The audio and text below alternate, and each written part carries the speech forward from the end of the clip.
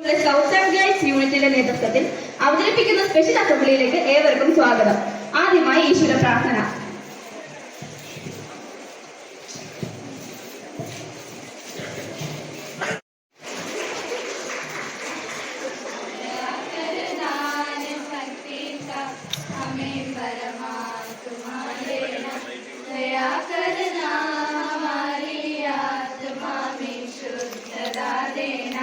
हमारे ध्यान में आओ, प्रभु आंखों में बस जाओ, अंधेरे दिल में आकर के परम ज्योति जगा देना।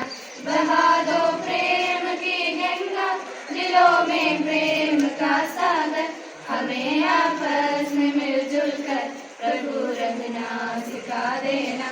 हमारा कर्म हो सेवा, हमारा धर्म हो सेवा, सदा ईमान हो सेवा, और सेवक चर बना देना। वदन के वास्ते जीना, वदन के वास्ते मरना, वदन पर जान विदा करना, प्रभु हमको सिखा देना। दया कर दान भक्ति का हमें परमात्मा देना। दया करना हमारी आत्मा में शुद्धता देना. ഇന്നത്തെ പ്രധാന വാർത്തകൾ വായിക്കുന്നത് 7 സീരിൽ നിന്ന് ഐശ്വര്യ പ്രമോദ്. പുനലൂർ താലൂക്ക് ആശുപത്രി മേഖലയിൽ പകർച്ചപ്പനി വ്യാപകം. പനി ക്ലിനിക് നിർജ്ജീവം. പ്രത്യേക ഡോക്ടർമാരെ നിയമിക്കുന്നതിൽ പല ദിവസവും ഉച്ചയ്ക്ക് ശേഷം പനി ക്ലിനിക് പ്രവർത്തിക്കുന്നില്ല. പത്തനാപുരം 24 മണിക്കൂറിനിടെ നടന്നത് 3 അപകടം. കുരുതിക്കളമായി സംസ്ഥാനപാത. മഴ ശക്തമായതോടെ അപകടം പതിവാകുമെന്ന ആശങ്കയിൽ നാട്ടുകാർ. പത്തനാപുരം പുനലൂർ മൂവാറ്റുപുഴ പാതയുടെ പത്തനാപുരം പുനലൂർ ഭാഗത്ത് 24 മണിക്കൂറിനിടെ 3 അപകടം. ഡൽഹി സ്പീക്കർ തിരഞ്ഞെടുപ്പ് ഇന്ന്. 1ാം അംഗ സ്പീക്കറിനെ ചൊല്ലി ഭരണപക്ഷ സ്ഥാനാർത്ഥി ഓം ബിർളയും പ്രതിപക്ഷ സ്ഥാനാർത്ഥി കൊടുക്കുന്ന സുരേഷും ആണ് മത്സരം രംഗത്ത്. തിരുവനന്തപുരം +1 പ്രതിസന്ധി സംബന്ധിച്ച് സർക്കാർ പഠിക്കാൻ 2-അംഗ സമിതി നിർമ്മിച്ചു. മലപ്പുറത്ത് താൽക്കാലിക ബാച്ചുകൾ അനുവദിക്കുമെന്ന് തീരുമാനം. വാർത്തകൾ കഴിഞ്ഞു. നന്ദി, നമസ്കാരം.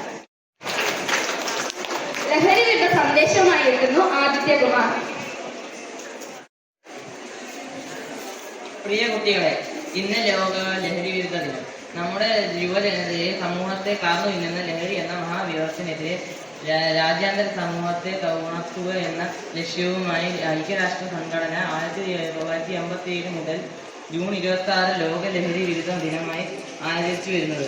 ലഹരിക്കെതിരെ ഏറ്റവും ഫലപ്രദമായ പ്രതിരോധ മാർഗം അതിൻ്റെ വിപത്തിനെതിരെ ബോധവൽക്കരണമാണ്. ലഹരി നമ്മുടെ ജീവിതത്തെയും അതിലെ സന്തോഷങ്ങളെയും നശിപ്പിക്കുന്ന മാരക വിപത്താണ്. ഭൂമി എന്ന സ്വർഗത്തെയും മറന്നുകൊണ്ട്, ജീവിതം എന്ന സന്തോഷത്തെ മറന്നുകൊണ്ട് ഒരിക്കലും ലഭ്യമാകാത്ത സ്വർഗത്തിലേക്കും സൗഭാഗ്യത്തിലേക്കുമുള്ള എളുപ്പ വഴികൾ തേടുകയാണ് പുതുതലമുറയിലെ പലരും.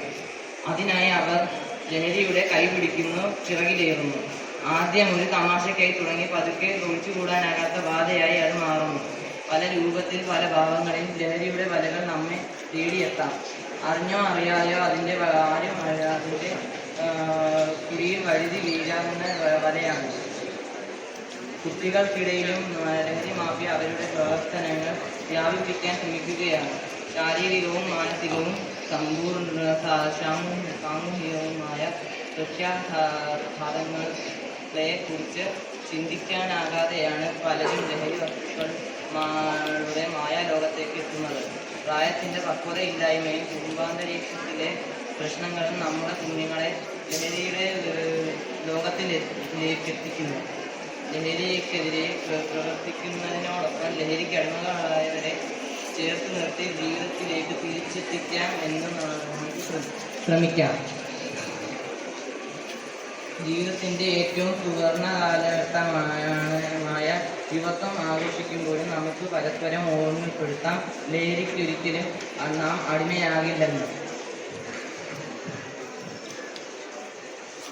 നിശബ്ദമായിട്ടെങ്കിലും നമുക്ക് പ്രാർത്ഥിക്കാം.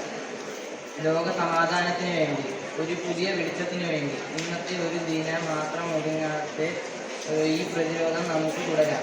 ഊർജ്ജസ്വലരായ ഒരു ജനതയുടെ പിറവിക്ക് വേണ്ടി നമുക്ക് ഒന്നിച്ച് പോരാടാം.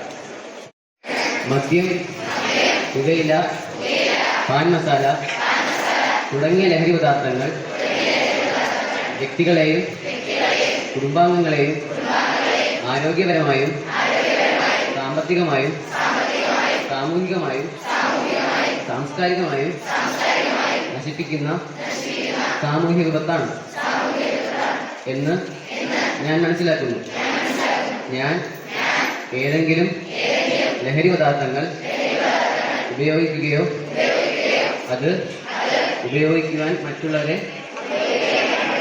പ്രേരിപ്പിക്കുകയോ ചെയ്യുകയില്ല എന്നും ലഹരി വിരുദ്ധ പ്രവർത്തനങ്ങളിൽ പങ്കെടുത്ത് എൻ്റേതായ കടമ നിറവേറ്റുമെന്നും ലഹരിമുക്ത സമൂഹത്തിനായി പ്രയത്നിക്കുമെന്നും ഞാൻ പ്രതിജ്ഞ ചെയ്യുന്നു. ജയ് ഹിന്ദ്. ഗാനവുമായി എത്തുന്നു നമ്മുടെ സ്കൂളിലെ സ്കൗട്ട്സ് ആൻഡ് ഗൈഡ്സ്.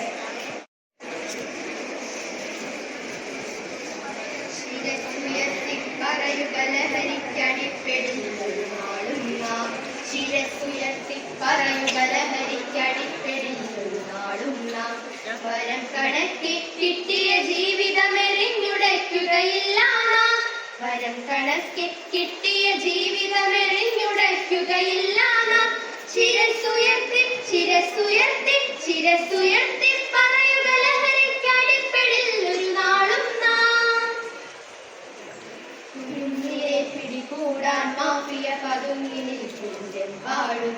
കുരുന്നിലെ പിടികൂടാൻ മാഫിയ പതുങ്ങി നിൽക്കുന്നെമ്പാടും. പതഞ്ഞ ഗ്ലാസുകൾ നീട്ടി ചതിയുടെ വിരുന്നൊരുങ്ങുകയാണെന്നും. നുടങ്ങിടാൻ പുകയായ വലിക്ക് സിറിഞ്ചിലൂടെ അകത്താക്കാൻ വിഷങ്ങൾ പലതുണ്ടരുതേ, വിഷങ്ങൾ പലതുണ്ടരുതേ. അവയുടെ അടുത്തു പോലും ചെല്ലരുതേ.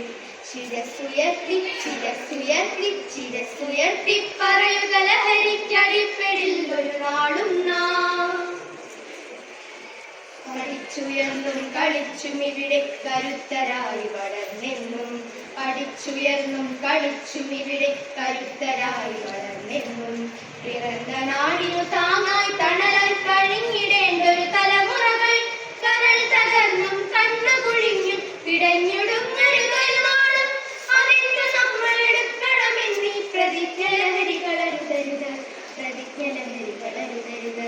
ശിരസുയർത്തി ശിരസുയർത്തി ശിരസുയർത്തി പറയുക ലഹരിക്കടിപ്പിടിൽ ഒരു നാളും നാം. പ്രിയമുള്ള വിദ്യാർത്ഥികളെ, ഇന്ന് ജൂൺ 26 ലോക ലഹരി വിരുദ്ധ ദിനം. ലഹരി വിരുദ്ധ ദിനം എന്ന ഒരു ദിവസം തന്നെ നമുക്ക് ആചരിക്കേണ്ടി വരുന്നത് എന്തുകൊണ്ടാണ് എന്ന് നമ്മൾ ആദ്യം ചിന്തിക്കേണ്ടിയിരിക്കുന്നു. അത്രയ്ക്കും നമ്മുടെ ആളുകൾ, പ്രത്യേകിച്ച് യുവാക്കൾ, കുറച്ചുകൂടി കൃത്യമായി പറഞ്ഞാൽ ഇന്ന് യുവാക്കളിൽ നിന്ന് കൗമാരപ്രായക്കാരിലേക്ക് ഇറങ്ങി വന്നിരിക്കുകയാണ്. ലഹരി മാഫിയയുടെ പിടിയിൽ മുറുകിയിരിക്കുന്നു. അതിന്റെ ഫലം എന്താണെന്ന് ചോദിച്ചാൽ, ഭാവിയിൽ ഒരു രാഷ്ട്രം തന്നെ അല്ലെങ്കിൽ നമ്മുടെ രാജ്യം തന്നെ മറ്റുള്ളവർക്ക് അടിമപ്പെട്ടേക്കാം എന്നുള്ളതാണ്. ഒരു ചെറിയ സംഭവം പറഞ്ഞുകൊണ്ട് ഞാൻ അവസാനിപ്പിക്കാം. ഒരിക്കൽ ഒരു ഡോക്ടർ പറയുന്നത് ഞാൻ കേട്ടതാണ്. വാട്സാപ്പിൽ വന്ന ഒരു വീഡിയോയാണ്. എറണാകുളത്ത് നോർത്ത് റെയിൽവേ സ്റ്റേഷൻ. അദ്ദേഹം എവിടെയോ യാത്രയ്ക്ക് പോകാനായി നിൽക്കുന്നു. ട്രെയിൻ വരാൻ കുറെ താമസമുള്ളത് കൊണ്ട് അദ്ദേഹം പ്ലാറ്റ്ഫോമിലൂടെ നടന്ന് അതിന്റെ ഒരറ്റത്തെത്തിയപ്പോൾ ഒരാൾ മറഞ്ഞിരുന്നു കൊണ്ട് എന്തോ ചെയ്യുന്നു. അയാൾ അദ്ദേഹത്തെ കുറച്ച് ശ്രദ്ധിച്ചു നോക്കിയപ്പോൾ കയ്യിൽ എന്തോ സാധനം ഇഞ്ചക്ട് ചെയ്യാൻ ശ്രമിക്കുകയാണ്. അപ്പോൾ സ്ഥലമില്ല, എവിടെയാണ് എന്ന് നോക്കി, അതായത് മുഴുവൻ ഇഞ്ചക്ട് ചെയ്ത് എല്ലാ സ്ഥലങ്ങളും ഏകദേശം അവസാനിക്കാറായി. ഇനി എവിടെയാണെന്ന് നോക്കുകയാണ്.